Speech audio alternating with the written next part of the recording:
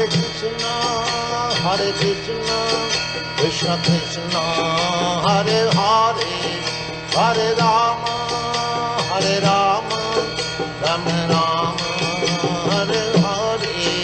Hare Krishna, Krishna Krishna, Hare Hare, Hare Rama, Rama Rama. अध्याय 5 कृष्ण की शक्तियों का ज्ञान। कृष्ण के लिए भौतिक और आध्यात्मिक शक्तियों में कोई अंतर नहीं है, उनके लिए दोनों ही समान हैं। कभी कभी विद्युत शक्ति शीतलीकरण के लिए और कभी कभी उष्णीकरण के लिए प्रयुक्त होती है, किंतु विद्युत शक्ति ग्रह में उत्पन्न होने वाली विद्युत शक्ति एक ही जैसी होती है। इसी प्रकार कृष्ण की शक्ति हमेशा आध्यात्मिक होती है, किंतु वे भिन्न भिन्न प्रकार से कार्य करती है। किसी नगर में एक लोक कल्याण विभाग एवं एक पुलिस विभाग हो सकते हैं।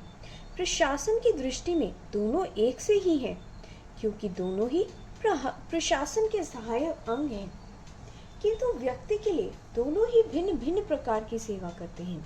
भौतिक शक्ति विभिन्न प्रकार से कार्य कर सकती है, जो जीव को बहुत ही रुचिकर ना भी हो, किंतु इसका अर्थ ये नहीं है कि भौतिक शक्ति श्री कृष्ण को अच्छी नहीं लगती है।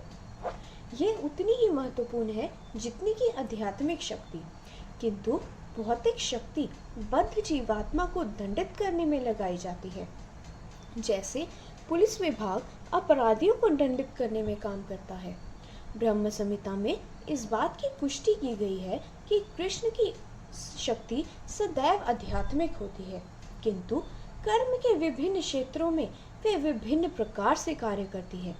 कृष्ण के लिए भौतिक और आध्यात्मिक शक्तियों में कोई भेद नहीं है, किंतु अपनी समझ में हम उन्हें भेद करते हैं और कहते हैं कि कभी शक्ति भौतिक ढंग से कार्य करती है तो कभी आध्यात्मिक ढंग से। हम सोचते हैं कि ऊर्जा उष्ण अथवा शीतल है, अच्छी या बुरी है, रुचिकर या अरुचिकर है, पर वस्तुतः ऊर्जा एक ही है। कृष्ण निष्कृष्ट शक्ति का वितरण नहीं कर सकते, क्योंकि वे निष्कृष्ट नहीं हैं। वे सदैव सर्वश्रेष्ठ दिव्य हैं और इसलिए उनकी शक्ति सदैव आध्यात्मिक होती है। सुभद्रा जी कृष्ण की बहन है और उनसे दुर्गा का अवतार हुआ है, जो भौतिक शक्ति का मूर्तिमान स्वरूप है। सुभद्रा जी आध्यात्मिक जगत में है और वे शाश्वत रूप से श्री कृष्ण से उनकी शक्ति के रूप से संबंधित है, किंतु जब दुर्गा इस भौतिक जगत में अपने कार्य करती है तो ऐसा नहीं है कि उन्हें निकृष्ट या हीन माना जाए। भगवत गीता और ब्रह्म संहिता दोनों में कहा गया है कि दुर्गा या माया कृष्ण की अध्यक्षता में कार्य करती है, अतः वे हीन कैसे मानी जा सकती है। अपराधी लोग भले ही सोचे कि पुलिस विभाग प्रकाशन का कोई निकृष्ट विभाग है, किंतु विधि विधान का पालन करने वाले नागरिक ऐसा नहीं मानते। वास्तविकता केवल इतनी है कि पुलिस विभाग एक विशेष ढंग से कार्य करता है। इसी प्रकार भौतिक शक्ति जो श्री कृष्ण के निर्देशन में कार्य करती है, उसे जीवात्मा को परेशानी में डालने के लिए कार्य करना पड़ता है। हम भौतिक शक्ति के अंतर्गत रहने वाली जीवात्मा हैं और हम इस शक्ति में इसलिए हैं क्योंकि हम भौतिक प्रकृति पर प्रभुत्व जताना चाहते थे। श्री कृष्ण ये कहकर हमें सुविधा देते हैं, अच्छा ठीक है, तुम प्रयास करो, किंतु तुम सफल नहीं हो सकते। जब तक हम इस विषय में अंधकार में हैं कि प्रकृति के नियम श्री कृष्ण के सर्वोच्च निर्देशन में किस प्रकार कार्यान्वित होते हैं, तब तक हम अपने कार्यों में विफल होते रहेंगे। जब हम श्री कृष्ण को तत्वपूर्ण रूप से समझ लेंगे, तब हम प्रकृति के नियमों को भी स्वयं ही समझ जाएंगे और ये भी समझ जाएंगे कि वे नियम किस प्रकार कार्यान्वित होते हैं। वैष्णवों का प्रयोजन भौतिक प्रकृति के नियमों की पृष्ठभूमि से है। जब हम श्री कृष्ण को पूर्ण रूप से समझ लेते हैं, तो हम यह भी जान लेते हैं कि वस्तुतः कोई भी शक्ति निकृष्ट या भौतिक नहीं है, अपितु प्रत्येक वस्तु आध्यात्मिक है। हम ये समझ सकते हैं कि उच्चतर धरातल पर हम जो अनुभव कर रहे हैं, वे सब भगवान की विभिन्न शक्तियों की क्रियाएं और प्रक्रियाएं हैं। जब हम श्री कृष्ण को पूर्णतः समझ लेंगे तब निकृष्ट और उत्कृष्ट शक्तियों से के ये भेद लुप्त हो जाएंगे। श्री कृष्ण की सेवा में जो कुछ लगा हुआ है वे श्रेष्ठ शक्ति है। उच्च अर्थ में प्रत्येक पदार्थ श्री कृष्ण की सेवा में संलग्न है और जो लोग उच्च धरातल पर स्थित है वह ये बात समझ लेते हैं। वैदिक साहित्य से प्रमाणित होता है कि भगवान की अनेक शक्तियां हैं, तथापि भगवान को व्यक्तिगत रूप से कुछ नहीं करना होता। यह कैसे? उन्हें धन संपदा के लिए कोई संघर्ष नहीं करना पड़ता क्योंकि समस्त संपदा उन्हीं की है, न ज्ञान के लिए क्योंकि समस्त ज्ञान उन्हीं का है, ना ही शक्ति के लिए क्योंकि समस्त शक्ति उन्हीं की है, ना ही सौंदर्य, यश या वैराग्य के लिए क्योंकि ये सब पूर्ण रूप से उन्हीं के हैं, ना ही श्री भगवान स्वयं विश्व रूप के कार्यकलापों को संचालित करते हैं क्योंकि उनके अनेक अनुचर हैं जो उन कार्यों का संचालन करते हैं जबकि वे अपने परम धाम में रहते हैं। इसकी पुष्टि श्री ईशो उपनिषद में की गई है। अपने धाम में स्थित होते हुए भी भगवान मन से भी अधिक वेगवान है और दौड़ने में सबसे आगे निकल जाते हैं। शक्तिशाली देवता भी उन तक नहीं पहुंच सकते। एक स्थान पर स्थित होते हुए भी वे वायु और वर्षा के देवताओं पर नियंत्रण रखते हैं। वे श्रेष्ठता में सर्वोत्तम है। इस प्रकार श्री कृष्ण को कुछ नहीं करना होता। पूर्ण पुरुषोत्तम परमेश्वर के रूप में वे गोपियों और अपनी संगति श्रीमती राधा रानी के साथ केवल आनंद लीला में संलग्न रहते हैं। श्री कृष्ण वास्तव में कृष्ण रूप के दानवों का संहार नहीं करते। जब कृष्ण दानवों का संहार करते हैं तब वे वासुदेव कृष्ण के नाम से जाने जाते हैं, आदि कृष्ण के नाम से नहीं। जब कृष्ण स्वयं का विस्तार करते हुए तब वे सर्वप्रथम बलराम, फिर संकर्षण, फिर प्रद्युम्न, फिर अनिरुद्ध और फिर वासुदेव के रूप में अपना विस्तार करते हैं।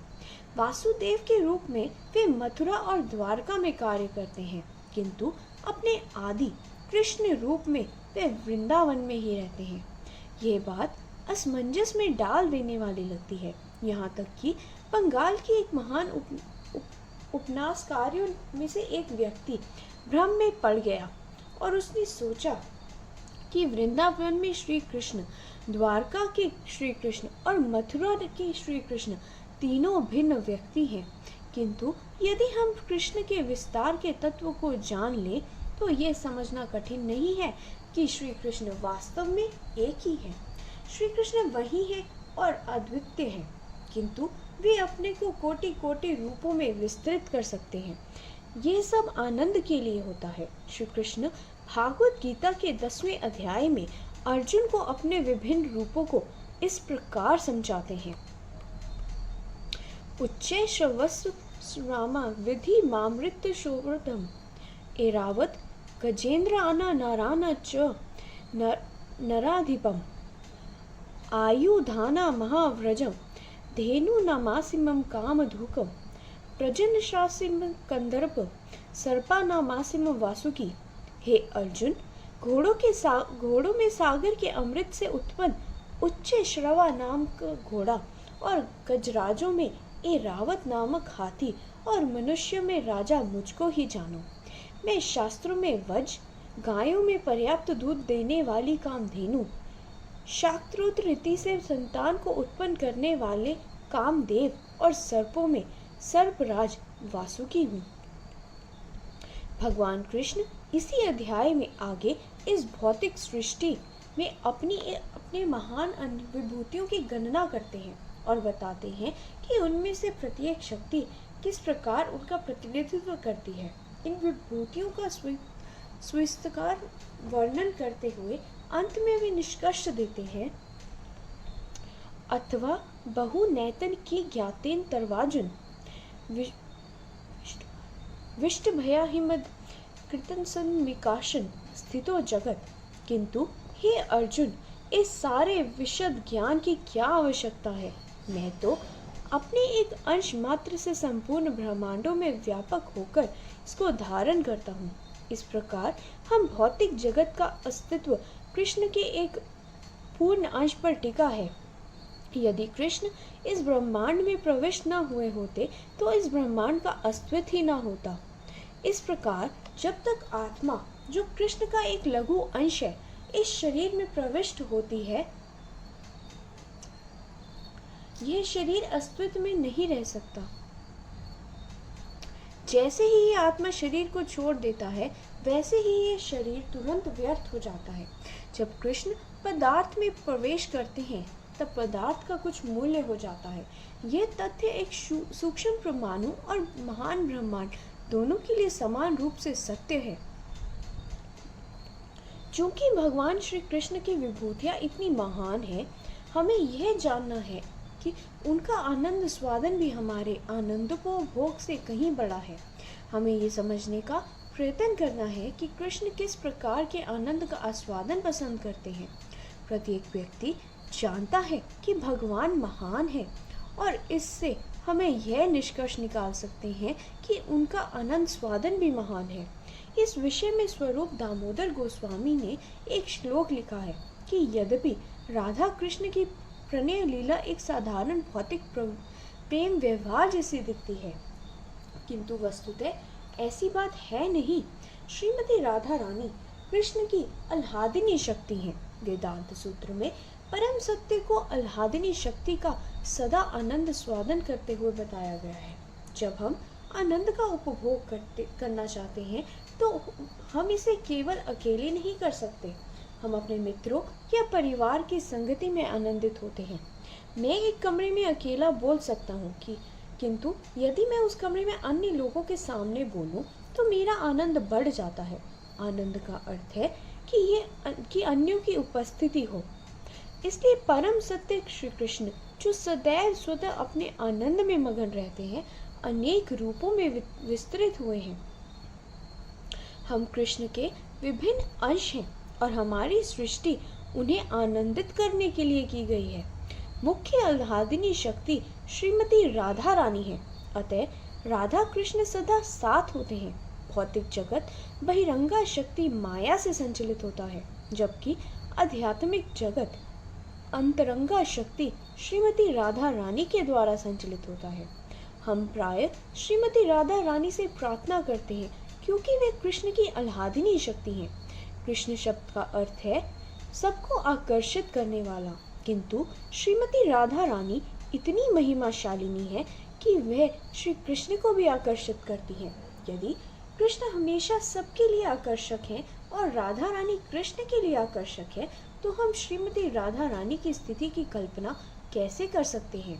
बस हमें विनम्र भाव से उस स्थिति को समझने का प्रयत्न करना चाहिए और ऐसा करते हुए उन्हें अपना प्रणाम यह कहते हुए करना चाहिए, हे राधा रानी, आप कृष्ण को अति प्रिय हैं। आप राजा वृषभानु की पुत्री हैं और आप कृष्ण की प्रिय माता हैं। हम आपको सादर नमन करते हैं। श्रीमती राधा रानी कृष्ण को अतिशय प्रिय है और यदि हम कृष्ण के पास श्रीमती राधा रानी की कृपा के माध्यम से पहुंचने का प्रयास करें तो हम उन्हें सरलता से प्राप्त कर सकते हैं। यदि श्रीमती राधा रानी किसी भक्त की संस्तुति करती हैं तो कृष्ण तुरंत उसे स्वीकार कर लेते हैं, चाहे वे भक्त कितना ही मूर्ख क्यों न हो। फलतः वृंदावन धाम में हम देखते हैं कि भक्तगण कृष्ण नाम की अपेक्षा राधा नाम का संकीर्तन अधिक करते हैं। हम भारत में कहीं भी जाएं, हम देखेंगे कि भक्तगण जय राधे पुकारते हैं।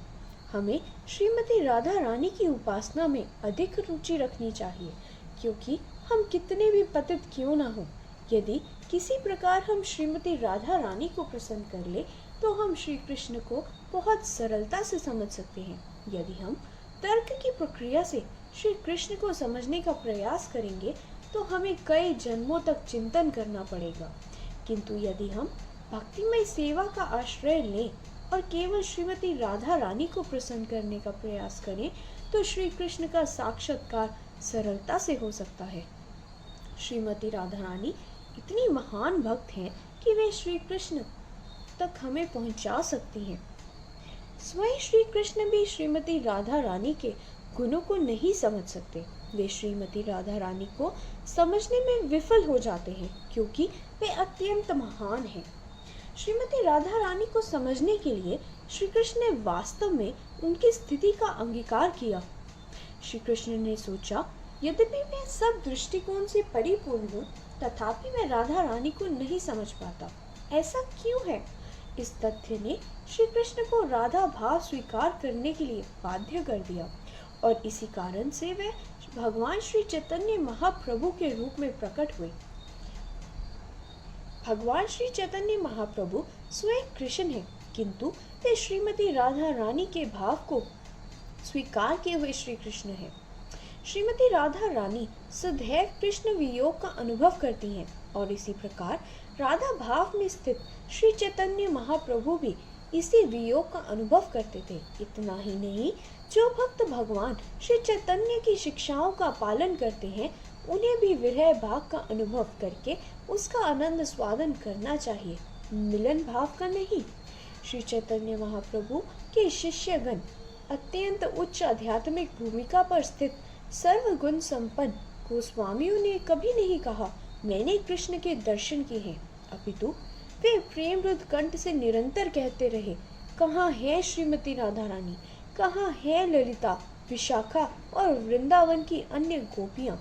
श्री भगवान के प्रेम की परिपक्वावस्था में जब वे गोस्वामी जन वृंदावन में निवास करते थे, तब वे यह कहते हुए क्रदन करते थे, हे राधा रानी, आप कहाँ हैं? आपकी सखियां कहाँ हैं? हे नंद कुमार, आप कहाँ हैं?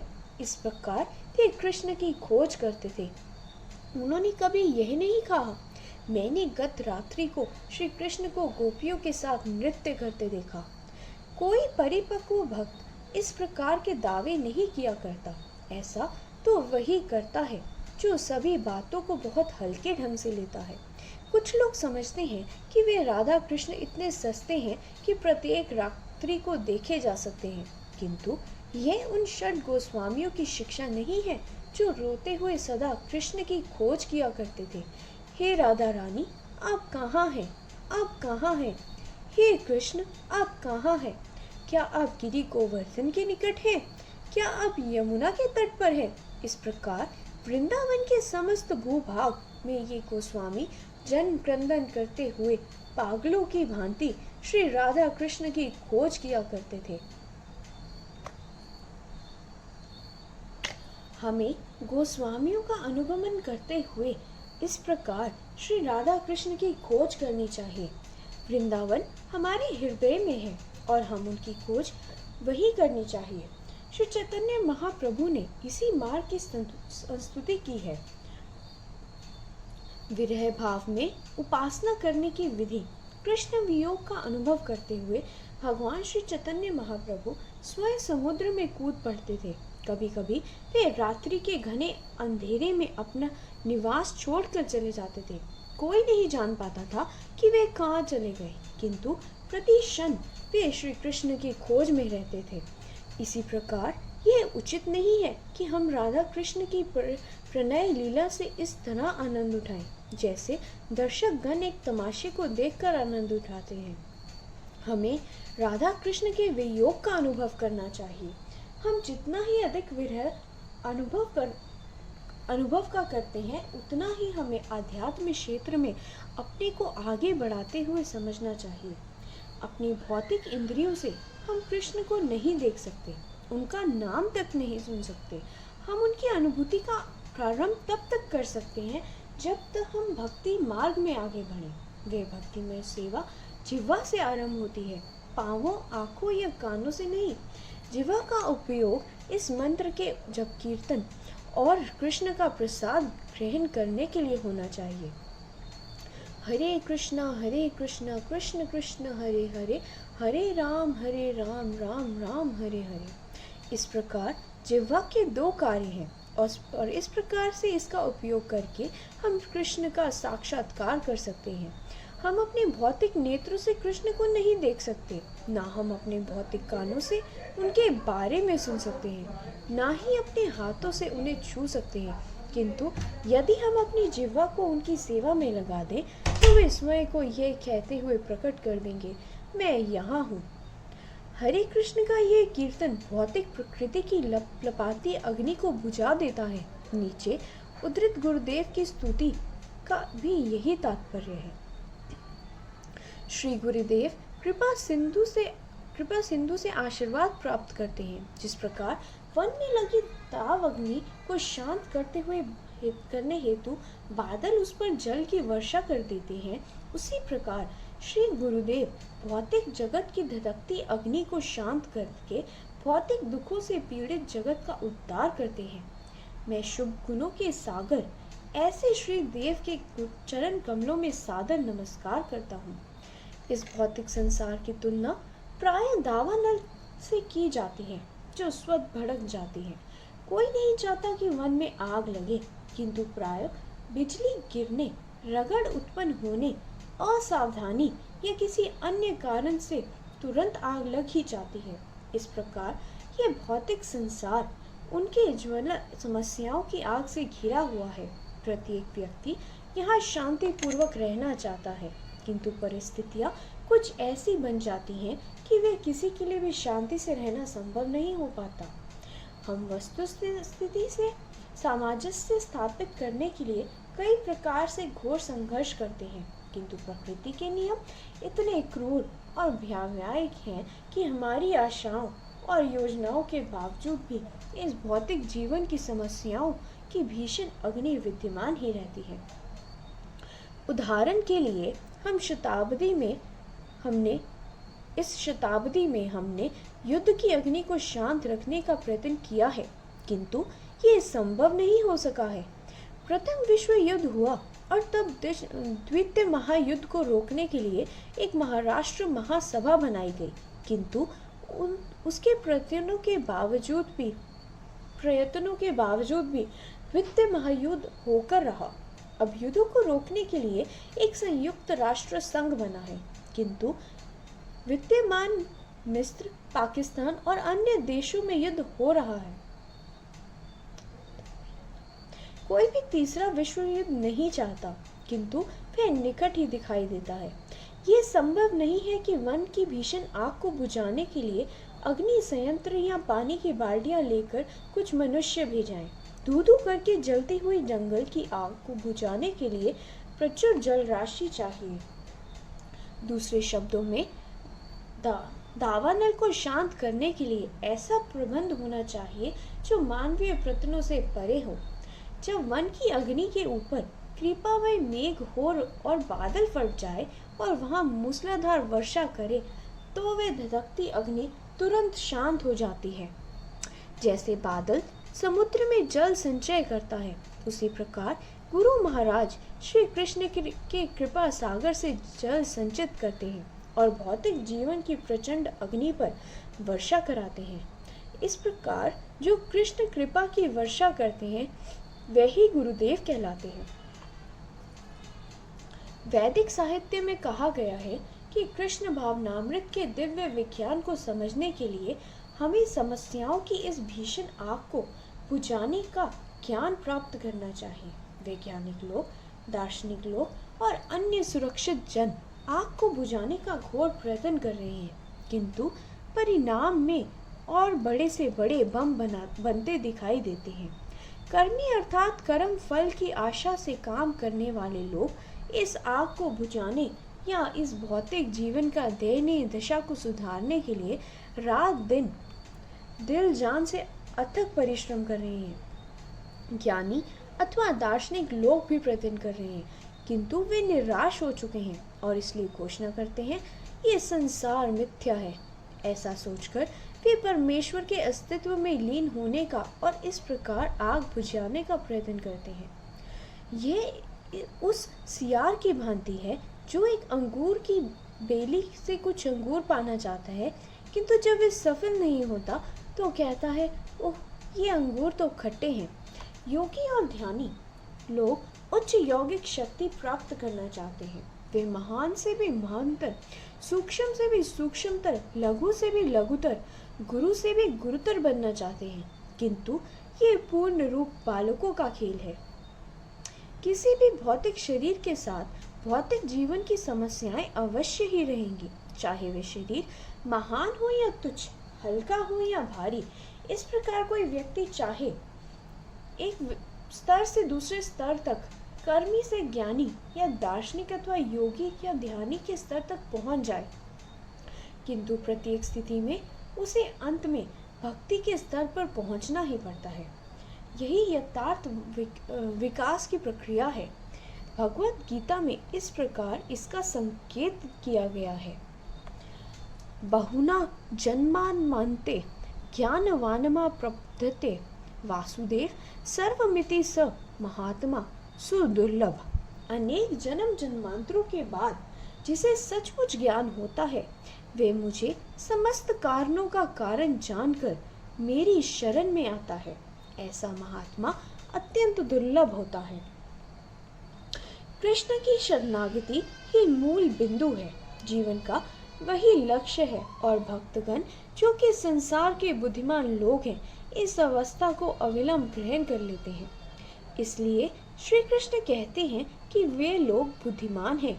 यदि अनेकानेक जन्मों के पश्चात भी मनुष्य को इसी शरण बिंदु पर पहुंचना है, तो अविलंब ही क्यों न पहुंच जाए। भौतिक प्रकृति की प्रचंड अग्नि का नियंत्रण देवी दुर्गा करती हैं। उनका चित्रण प्राय हाथों में आयुधों के साथ किया जाता है। उनके 10 हाथों में और प्रत्येक हाथ में एक विभिन्न आयुध लिए हुए हैं। इससे ये अभिप्राय है कि वे इस विश्व की 10 दिशाओं पर शासन कर रही हैं। वे असुरों को दंडित करने के लिए भिन्न भिन्न आयुधों का प्रयोग करती हैं। एक प्रसिद्ध चित्र में दिखाया गया है कि एक असुर दुर्गा के सिर से जूझ रहा है। देवी दुर्गा उस असुर के बाल खींच रही हैं और अपने त्रिशूल उसकी छाती पर घोंप रही हैं। यदि हम ऐसे चित्र का अध्ययन करें तो हम पाएंगे कि हम ही वह असुर हैं और इस भौतिक जीवन के त्रिविध पाप, भौतिक, दैविक, आध्यात्मिक दुख ये त्रिशूल हैं जिनसे हम सदैव पीड़ित रहते हैं। कुछ दुख अन्य प्राणियों से प्राप्त होते हैं, वे भौतिक हैं। कुछ दुख प्राकृतिक प्रकोप, भूकंप, अकाल आदि से प्राप्त होते हैं, वे दैविक हैं। और जो दुख अपने ही मन और शरीर से प्राप्त हो, वे आध्यात्मिक हैं। किसी न किसी प्रकार हम सदैव इन त्रितापों से के प्रति संघर्ष करते रहते हैं। इस भौतिक सृष्टि में कोई भी व्यक्ति ऐसा नहीं है जो यह कह सकता हो कि वे इन त्रितापों से मुक्त है। इस भौतिक प्रकृति का त्रिशूल प्रत्येक व्यक्ति की छाती पर चुभा हुआ है और इस कारण इस भौतिक जगत में सच्चा आनंद संभव नहीं है। हम माँ दुर्गा की पूजा करके या उन्हें कुछ रिश्वत देकर संतुष्ट करने का प्रयत्न भले ही करें, किंतु दुर्गा को रिश्वत देना इतना सरल नहीं है। अतः हमें जान लेना चाहिए कि हमारे जीवन का उद्देश्य होना चाहिए भगवान को समझ लेना। हमें सामाजिक, राजनैतिक, दार्शनिक या धार्मिक सभी प्रकार की व्यवस्थाएं करनी चाहिए, किंतु मूल उद्देश्य परम पुरुष तक पहुंचना ही होना चाहिए। वेदों में कहा गया है कि उच्च कोटि के विद्वान, अनंत लोग और सृष्टि के देवता केवल श्री कृष्ण के चरण कमलों का ही आश्रय लेते हैं। मानवीय सभ्यता का उद्देश्य यही होना चाहिए। कृष्ण के चरण कमलों का आश्रय लिए बिना सभी धार्मिक, सामाजिक या राजनैतिक प्रयास विफल हो जाएंगे। जब तक हमारी आकांक्षाएं भौतिक जगत में अटकी हैं, तब तक प्रगति करना संभव नहीं है। इस संबंध में एक बारात की कहानी है। इस बारात को नदी के मार्ग से होकर वधू के घर जाना था। यह निश्चय हुआ था कि वे लोग नाव के द्वारा रात को प्रस्थान करेंगे और सवेरा होते होते गंतव्य स्थान तक पहुंच जाएंगे।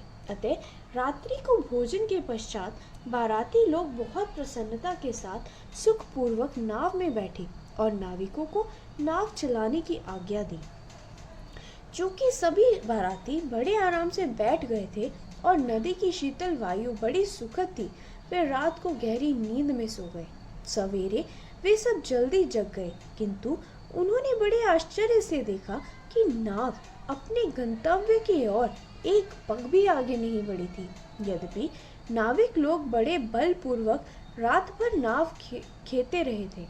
अंत में पूछने पर पता चला कि नाव का लंगर ही नहीं उठाया गया था, इसलिए रात भर खेने पर भी नाव नहीं चली। इस मूर्खतापूर्ण त्रुटि के कारण विवाह उत्सव भी बेकार हो गया।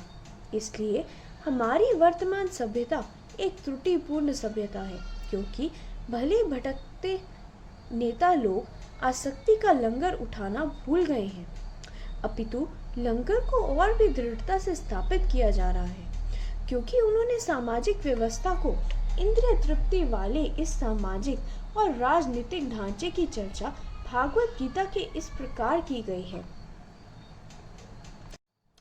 ये असुर कभी न तृप्त होने वाले काम, दर्प और मिथ्या अभिमान का आश्रय लेकर मोहवश क्षणभंगुर पदार्थों से आकर्षित होकर दूषित कर्म का व्रत धारण किए रहते हैं। उनका विश्वास है कि जीवन के अंतिम क्षण तक इंद्रियों की तृप्ति करना ही मनुष्य सभ्यता का प्रधान प्रयोजन है, इसलिए उनकी चिंताओं का कभी अंत नहीं होता। समाज के नेता पूर्वक नाविकों की भांति भ्रम में हैं। वे हमें थोड़ा सा अस्थायी लाभ उठाने के लिए दिग्भ्रमित करते हैं, किंतु उनकी योजनाएं कितने दिन चल सकती हैं? यदि वे हृदय रोग से मरने या किसी हत्यारे के द्वारा मारे जाने के क्षण तक अपनी योजनाओं से चिपके भी रहे, तो उनके बाद कोई उन्हीं जैसा दूसरा व्यक्ति उनका स्थान ले लेता है। यहाँ तक कि वर्तमान समाज के तथाकथित दार्शनिक भी भौतिक नाम और यश के जाल में फंस जाते हैं, और इसलिए वे सामान्य जनता को उचित दिशा में अग्रसर नहीं करते।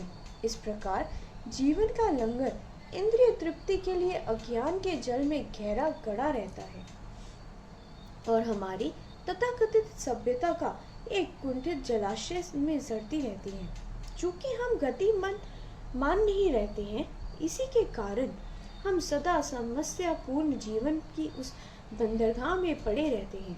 युद्ध, अकाल, भूकंप और अन्य विनाशकारी उपद्रवों के चलते सारी योजनाएं बेकार कागज के टुकड़ों से अधिक कुछ नहीं रह जाती। ये सब उपद्रव माँ दुर्गा की ओर से चेतावनी है, और इनके द्वारा वे भ्रमित योजना निर्माताओं को अपनी शाश्वत श्रेष्ठता का प्रमाण देती रहती है। हमारी नौका के लंगर में आसक्ति के अनेक भार बंधे हुए हैं, जो हमें भौतिक जीवन में अटकाए हुए हैं।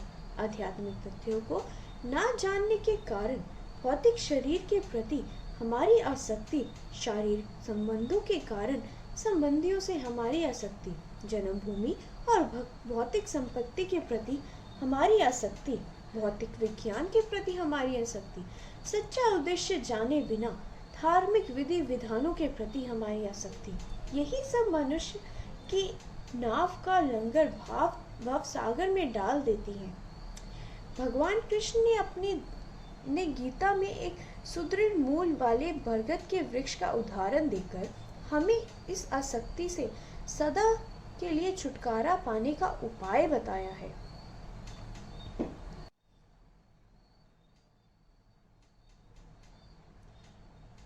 इस वृक्ष का वास्तविक रूप इस संसार में अनुभव नहीं किया जा सकता। इसके आदि, अंत अथवा आधार को भी नहीं कोई जान सकता। अतएव इस संसार वृक्ष को दृढ़ निश्चय के साथ वैराग्य रूपी शास्त्र के द्वारा काटकर फिर उस परम पद को खोजना चाहिए, जिसे प्राप्त करके संसार में फिर कभी ना आना पड़े। इसके लिए उन्हीं परम पुरुष श्री भगवान के शरणागत होना चाहिए, जिनसे ये पुरातन संसार प्रवृत्ति फैली है और अनादि काल से फैलती आ रही है। अपनी सृष्टि के प्रत्येक पदार्थ को पूर्ण ज्ञान रखने वाले पूर्ण पुरुषोत्तम भगवान हमारे हित के लिए उपदेश देते हैं कि हमें इस भौतिक जीवन से मुक्ति की इच्छा अवश्य रखनी चाहिए।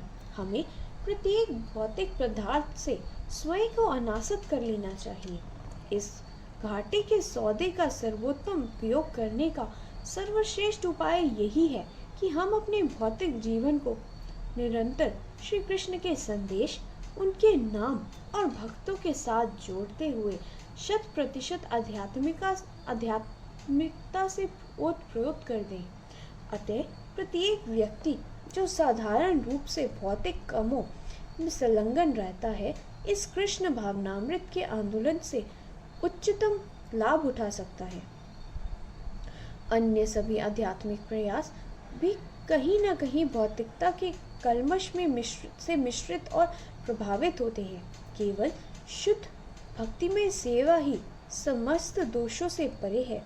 हमें कृत्रिम रूप से भौतिकता के सिद्धांतों को ग्रहण करने की आवश्यकता नहीं है।